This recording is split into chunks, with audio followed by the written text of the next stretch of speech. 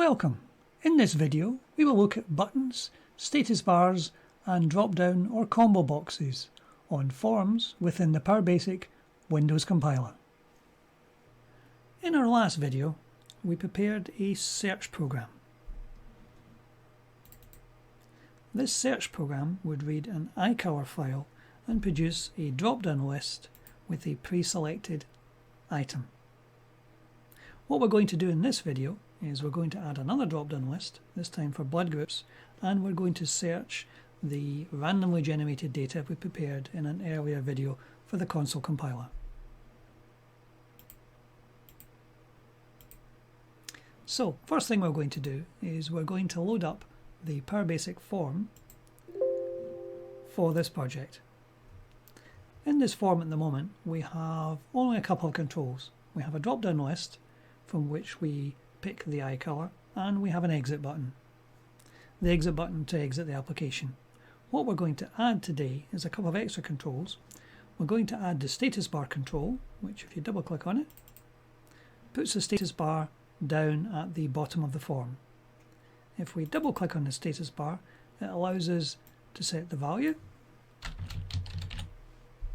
The caption of the status bar can be quite handy to pass information to the user running the program as to what the program is actually doing. Like all controls, it will have an ID name and an ID value. Since we only plan on having one status bar in one form, we can just call this status bar. Keep it quite generic. Status bars always go to the bottom of a form. So if we OK that, we'll see that the text in the status bar now says the word ready. So if we want to add another drop-down list to allow us to do some searching, how do we do that? An easy way is to select the controls you have already, Control-C to copy, and Control-V to paste. This lets you create an exact duplicate of the control you already have. You can then double click and amend.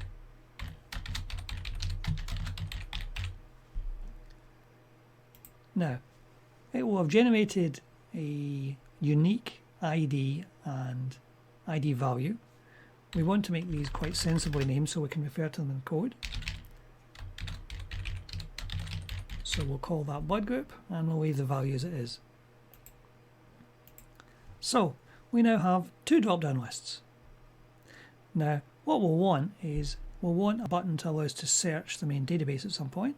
So we're going to add a new button, and this will be our search button. And we'll label it search, and we'll just use the caption to set the ID name. Now what does this all do to your actual code? Well, if we hit the save button to save it into the main code, close our forms designer down and reload the .bas file. Now we'll see from here, if we actually go to the dialog itself, we'll see that there was a new combo box added which we forgot to name. So we'll go back in and we'll actually name that combo box. While we named the label, we forgot to name the combo box. So let's call that CBO blood group and save it again. Then back to our code, and we'll see it is now put the combo box in as blood group. Now at the moment our dialog says at the top our first dialog, which was fine for the last video. We want to label this one a little more sensibly. We can either do this in the forms handler, or we can do this dynamically in the code. Now after the PB forms end dialog, we can put all the extra code in we want. So if we want to rename the dialog, we do as so. We're telling it we want to set the text on the dialog, we're giving it the handle for the dialog, and we're giving it the text to set it to. So if we run that program now, it hasn't removed the casing for the combo box. This is the event handler. It's built some of this for us. Since we renamed that combo box, it hasn't taken the original one out, so we'll try running that now. And there we go. It says search the data in the title of the dialog. The blood group combo box is not yet populated, and the eye color one is populated. So we want to populate the set the blood group dialog so that the drop down list has all the values in it we want. Now how we did that the last time was we went to the event handler for the form and we populated the combo using a couple of common functions. So we're going to do exactly the same for that one. We will copy the code for that and paste it down. Now we know that the combo box we're going to populate is called CBO blood group, and in this case we do not want to put a default in, and we need to pick the name of the CSV file that contains that. Now it just so happens we have the file from our previous videos called bloodgroups.csv, and this contains all the information we want. So we'll just change the name of the file we want to load to blood groups. Now what do these functions actually do? There was a get data function and a populate combo function. The get data function, if we have a look at that, here's the get data function. It takes two parameters, the array into which to put the data and the name of the file. It then calls the fun read the file into an array, which basically just takes the entire file verbatim and puts it into the array we specified. We then step through each element within the array and took only the first element of each line based on the delimiter being a comma. Now in the case of the blood group, there is actually no delimiter, but even so this code will still work, because this piece of text here is the first element in a comma delimited array, even though there are no commas. So our code should quite happily run, and we should have a drop down list for blood groups, which we do. We deliberately blanked out the pre-selection, so it's not selecting anyone by default, but it has alphabetically sorted all the blood groups into a drop-down list so that they can be selected. Now we've got an event handler in so that when you click on the eye color it brings up a message box, but we haven't put that code in for that. That was purely done to illustrate the fact that you can trigger something when the eye color is selected. So we're going to change the logic slightly. If we look back at our event handler, down where the search box at the moment has a message box which the form designer put in for you, but we're going to take that one out. So it's already put the if statement in to say what happens when the button is clicked.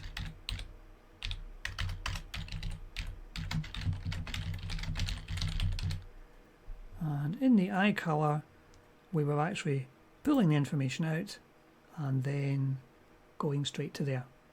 Now what we're going to do is we've given the user two drop downs, one for eye color, one for blood group. What I want to do is I want the user only to pick one of them. So if they pick eye color, the blood group one will be unselected, and if they pick blood group, the eye color will be unselected. And when they hit the search button, I want it to actually do something. So what we're going to do is we're going to take the get text feature for the combo box and put it into there. Now we're going to be doing this for both combo boxes, so we will create a couple of new variables, one called eye color and one called blood group.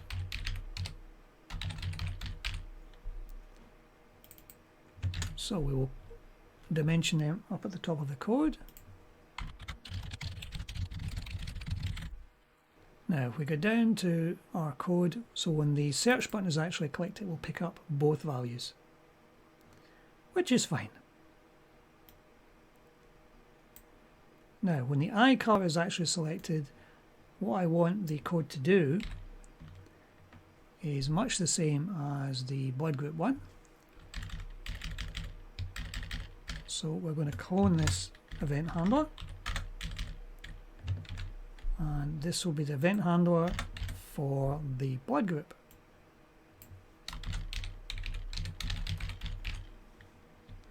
So what are we actually doing here?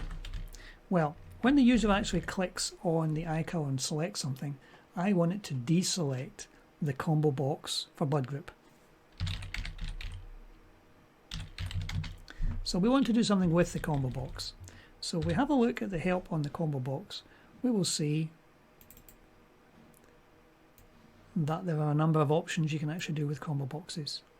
And one of the options is Unselect.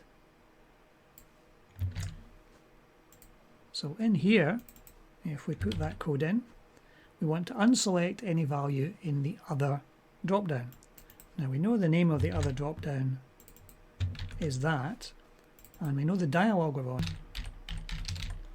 is CB handle, which is the one that picks up the dialog handle of the dialog we happen to be in. So what this means is when the user actually clicks and picks a value from eye color dropdown, it will unselect any value in the blood group one. And we want to take exactly the same logic in the blood group one and unselect the eye color. So that way the user can only pick one of them. In our initialization handler at the beginning of the code, we set the value in the eye color dropdown to default to blue. Now we're going to take that one out so that neither of them are actually selected. So if we run our code now and we pick something from the eye color dropdown and then we pick something from the blood group dropdown, it deselects the eye color. And subsequently, if we select from the eye color, it deselects the blood group. So from a user's point of view, it is physically impossible for them to select both at the same time.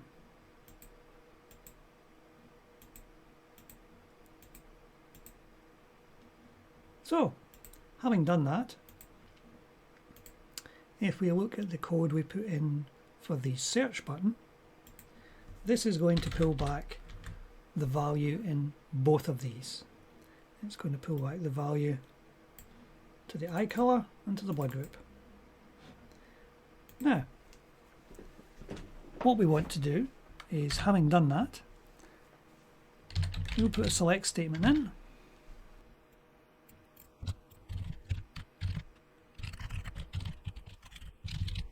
Now we're testing the value of eye color. If it's nothing, basically we do nothing. If it is something, then we want to do a control set text to our status bar, which is that value there. And we want it to set it to that.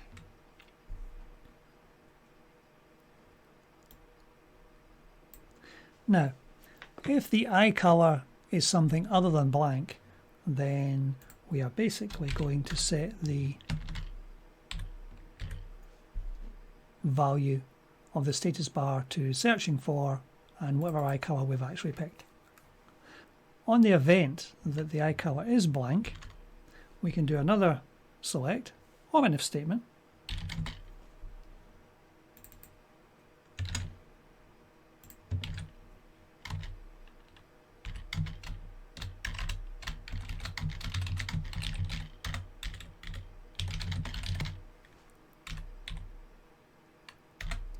If the blood group's anything other than blank, then we'll want to search for that.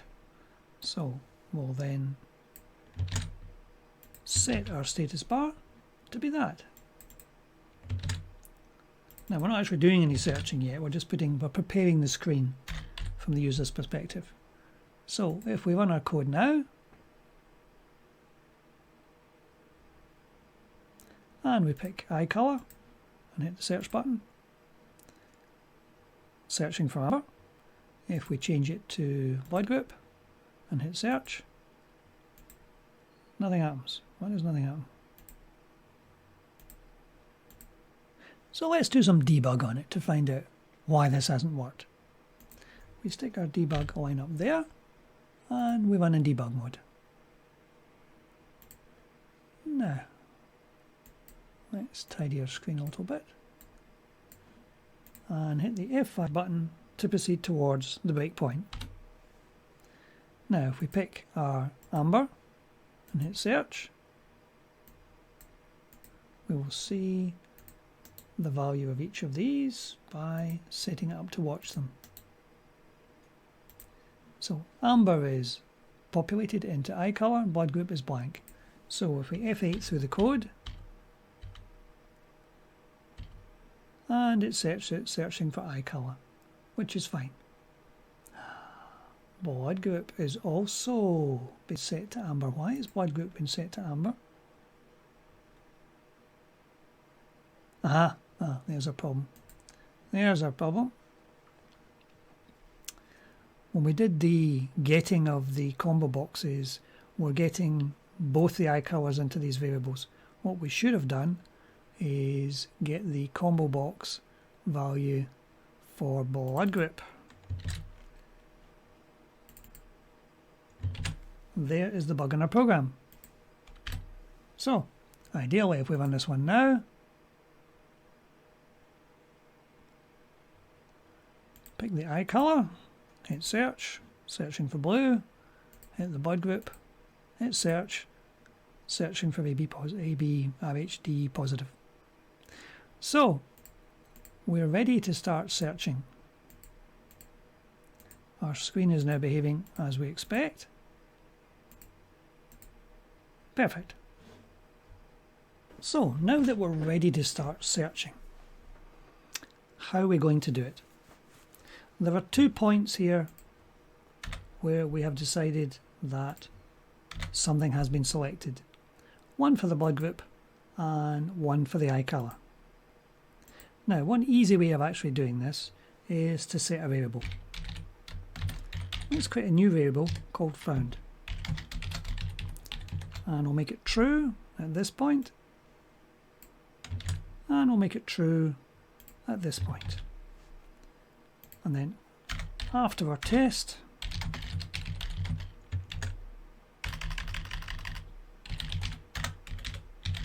we can put an if condition in, and then between these 2 lines of code, we will run the search.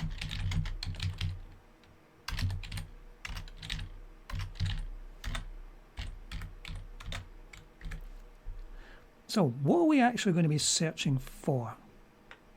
Okay, so let's dimension this variable up at the top first.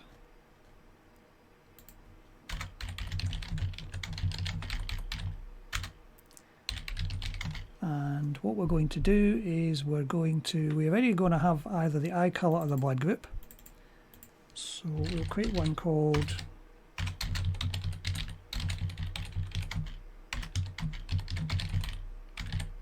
that's what we're searching for.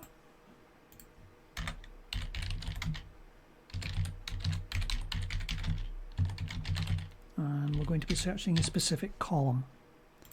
Right, okay, so down here where we're actually doing the searching, as well as saying that, we'll say our search criteria is going to be this. And down here when we're doing the eye color, we'll say our search criteria is going to be eye color. So the routine which is going to be doing the searching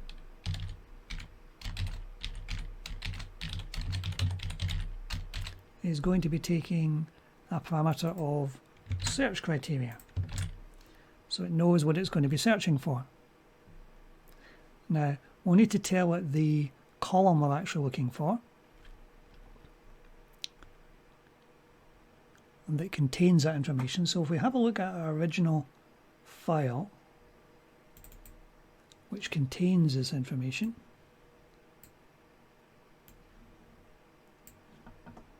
and our column names are eye color and blood group.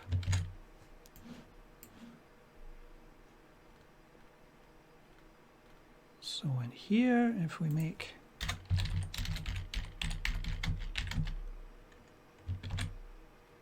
let's say eye color 1, blood group, and down here we'll make our column eye color.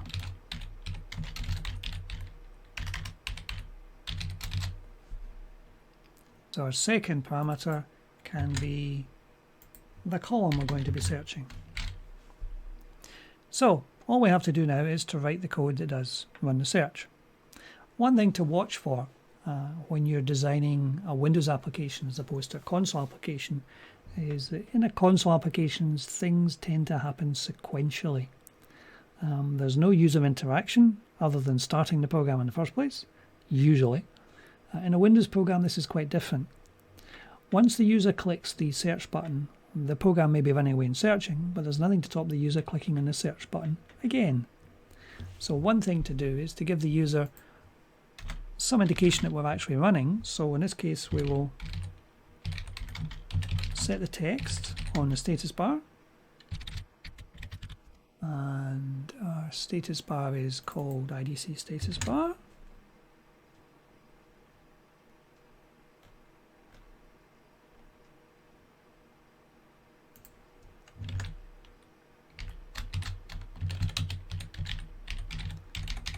And we'll just put the message searching, and as well as that, if we do a control disable on the search button.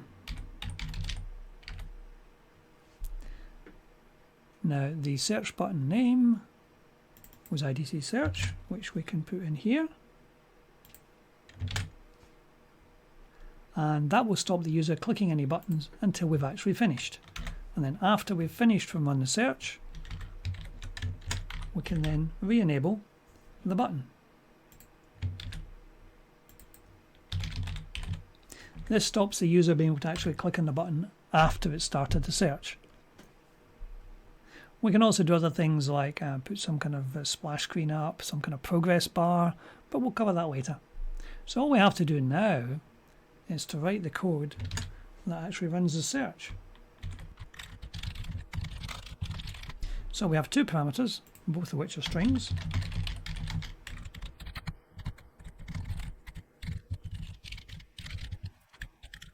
So our decision here is this is going to run the search, but what is it going to do? It's going to look through the file to find every entry that is matching on the criteria.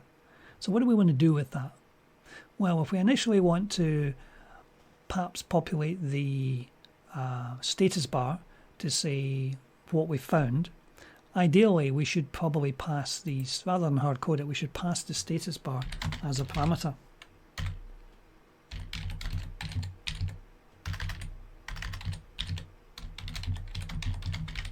As along. And then obviously we'll need to know the handle of the form.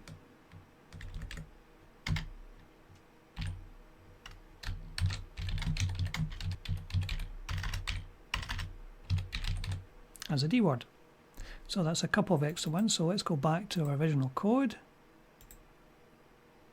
Now one thing you'll find quite useful in the IDE is there is an option for setting a bookmark. If you set a bookmark and then go down to the bottom of the form where our code is and you want to go back, Control B, jump to the bookmark. It saves a lot of time running around.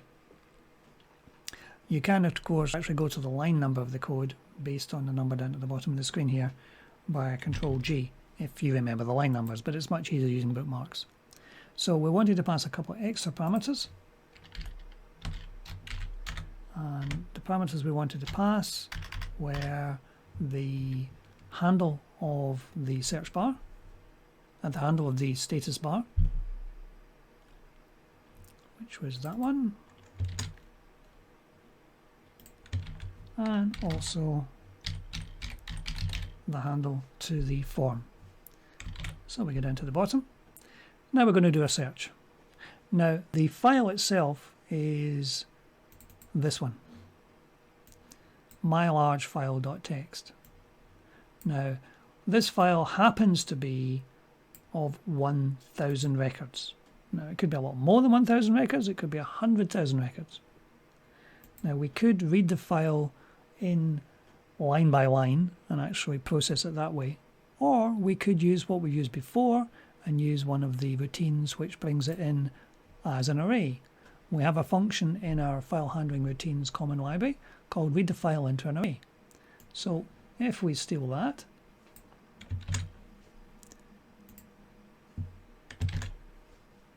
and we put it in here. Now we know the name of the file,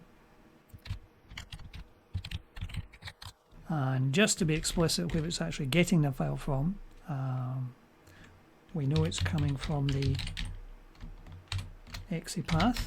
It's in the same folder as executable, and we need to give it an array. So str works as good as any, so we will dimension an array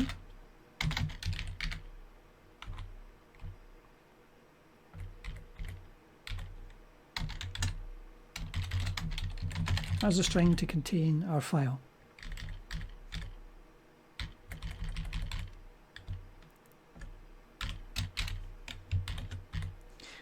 Now, the fun read the file into array returns either a true or false. True if it actually completes successfully, and false if it doesn't. Now, just in case the file does not exist, we'll use the if condition to actually test for true or false.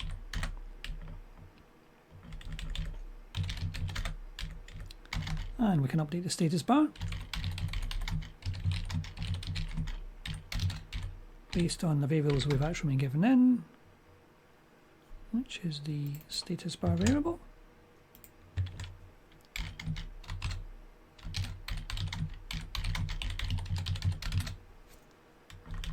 So on the assumption we can actually find the file, now we're actually going to do something with it. So we want to step through the array one line at a time and actually look for matches. So we'll create a little counter variable. Now we need to know which column to actually search for. So we know the name of the column, but we'll want the column number. So we can find that out before we actually start. So how do we set that? Well, we know that the very first line of the array, the 0 element, contains all the headers. And we have a routine that can actually pull that back quite happily. Now in our common routines, we have in the file handling routines a parse find command, which is designed for just this very function. So if we paste that in, so we know the headers are going to be the 0 element of the array. The delimiter in this case is going to be a comma because it's a comma delimited file. And the column name we're after, in this case, is strcolumn.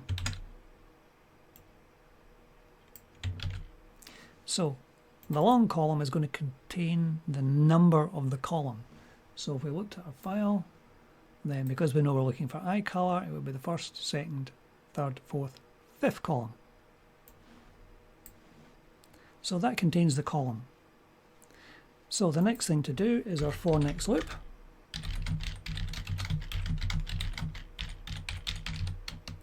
From 1 to the upper bounding of the array.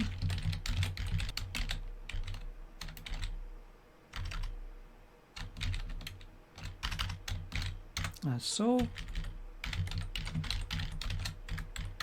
And then we want to actually look to see what the value of that column actually is, to see if it matches.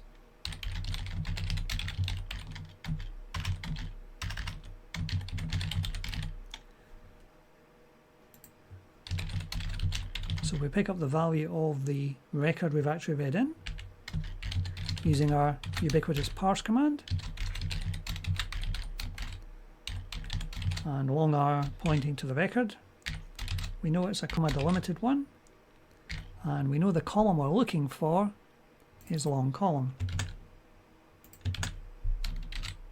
So we picked up the value that's in the record we just put in. We want to match it against our criteria, which is the value.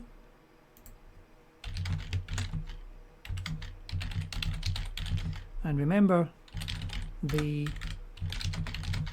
comparison we're making here is a case-dependent comparison. So if you're in any doubt, you have to force both of these to the same casing type, as in so.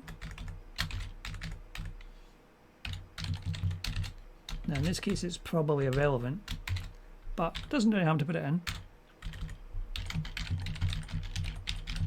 So we found a match. So what do we want to do? Do we want to count them? Well, if we do, let's put a local count in. And as we've found in previous videos, the easiest, fastest way of actually counting is just to increment the value in the long count variable. So by the time we finish this array, long count will contain how many we actually found. And of course we can put that into our status bar.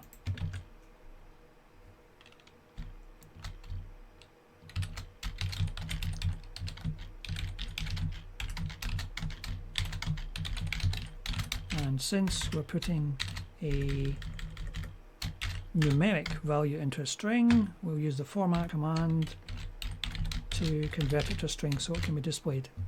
So what should happen as we run through the entire array here is we're matching on the search criteria. So we find a match, we're incrementing the counter, and we're setting the status bar to be records found equals that number. Now, if we try running that, assuming we've made no syntactical errors,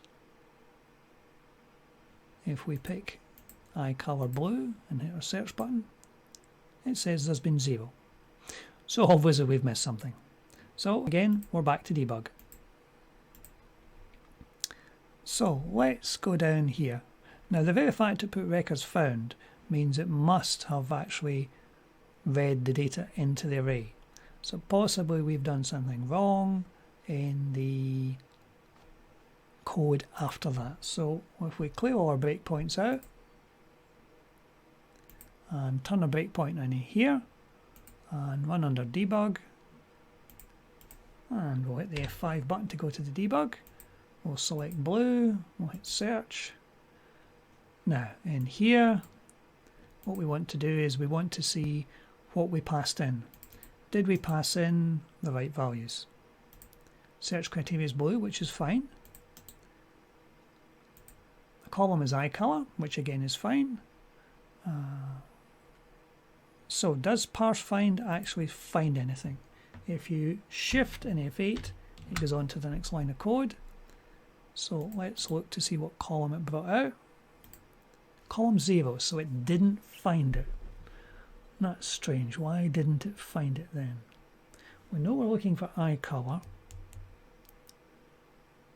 Now, does str_work contain the value we're after? Yes, it does. Ah, it's not column delimited, it's tab delimited, which is what our problem is. There's a tab character between each field. Oops. Right, well, we came close to actually getting that right. So what we have to do then is, we know we're dealing with a tab delimited file, which I should have remembered. And everything after that has to be tab delimited. So now that we've got that bit right, if we actually run our code now,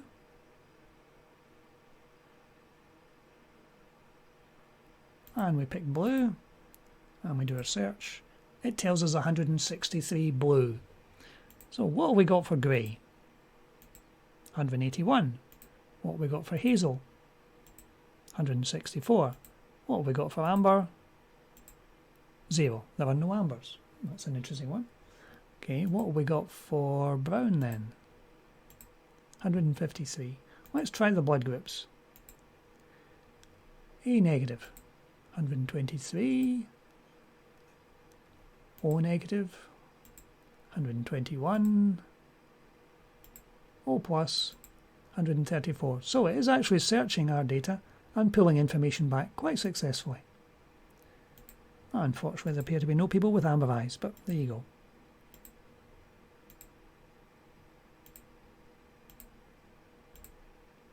Now, of course, since there's only 1,000 records in the file we're searching, the search is happening so quickly that the value is appearing back almost as soon as you press the button.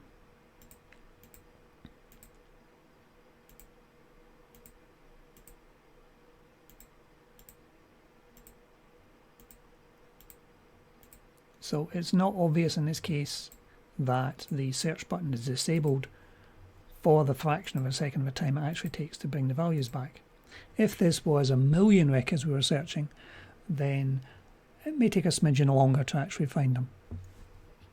So what else can we do with this information? Well as bringing the number of records back, we could display a grid showing the actual records themselves, so we to scroll through to see the detail. But what we're going to do is we're going to do something a bit more graphical. We're going to use one of the graphics controls. So we go back to our Forms Designer, and it's quite happily showing our two drop-down lists, a search button and an exit button. Just to make things tidy, we'll perhaps line up the buttons. Right, okay. Now, you'll find on the screen is a graphics control. If we double-click that one and bring it onto the screen, and we'll make it roughly square, and there is our graphics control. If you double click on it, you'll see that you can give it a border, which we'll do in this case, just so we can see it on screen. This is going to be where we want to put a pie chart. Now, all this does at the moment is it tells you the name of the graphic, which we'll leave as graphic 1 for the moment. So, having done that, if we save our form, go back to our original code, and if we have a look at the dialog, you will find it has added a graphic control add graphic, with the name graphic 1 and its location on screen. Now if we have a look at the help on here, to give it a bit more information, a graphic control can be used to draw some quite fancy things on the screen. So what we're going to do in this case, we want to draw a pie chart. Now there is a graphic pie statement which we're going to do. So what we're going to do here, having created the graphics control, we're now going to tell the program that this graphic 1 control is now attached to this particular dialog, and any commands we issue to the graphics object will actually draw on this particular one on the screen, which is ideal. Now as we're going to be passing information to the function that actually search the data, this is another parameter we'll be wanting to pass. So if we go back down to where we actually ran the code, we'll be on the search, we're going to add another parameter, which is going to be our graphic control. So if we look at run the search again, there'll be yet another parameter, and this will be the handle to our graphics control.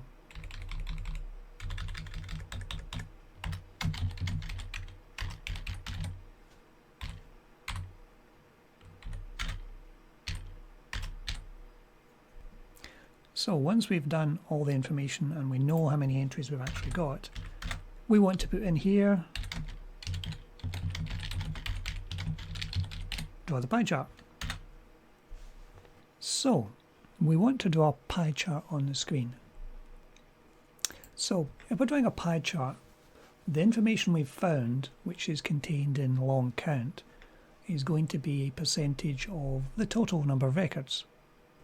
So, easy thing to do, let's create some variables.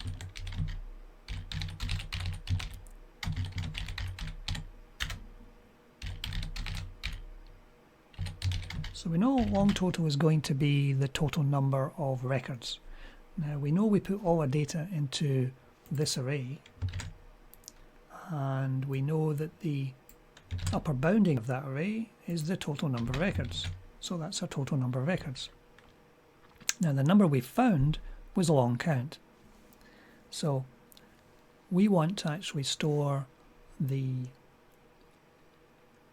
percentage of the total. So let's try this. Now we want to make it a nice round number, so let's try putting it in as a double.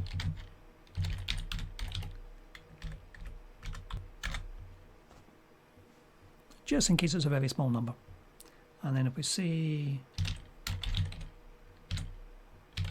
percent equals the long count we found divided by the total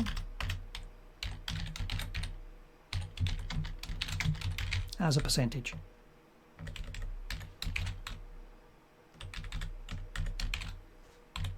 So that would give us a percentage of the total. Now we want to display that in a pie chart. Now I think we'll need another variable. Let's call this pi2 as a double, and we'll set pi2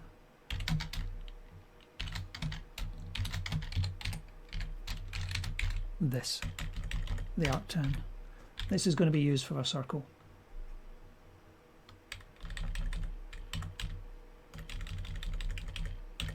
Now to actually draw the pie chart, we need to use the graphic command. In this case graphic pi. We need to tell it two sets of coordinates, where to begin and where to end the pie, how big the pie is going to be on screen. Now if we had a quick look at the dialog that was drawn, we'll see that our graphic control is 100 by 100 units on the screen. Nice easy number. So if we start slightly in from the edge, 2 by 2, and don't quite go all the way to the edge on the other side, let's say 95 to 95. That's a good point. And then we want to set the first value starting at 0 degrees, and the second one would be pi2 multiplied by our percentage, which is this value.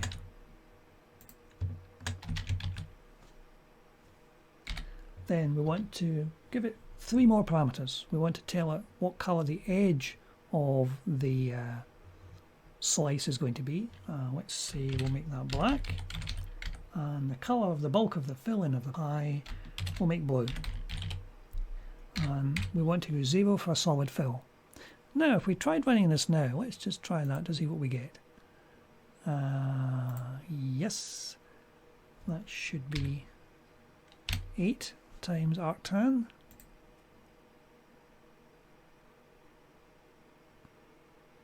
Right, our program's run, so let's pick blue, and there is our percentage. Now we want to draw the rest of the pie chart now, so we'll need a second graphics pie command.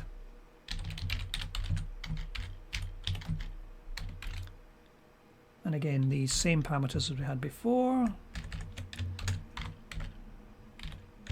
Of course, you could be drawing more than one pie chart on the screen.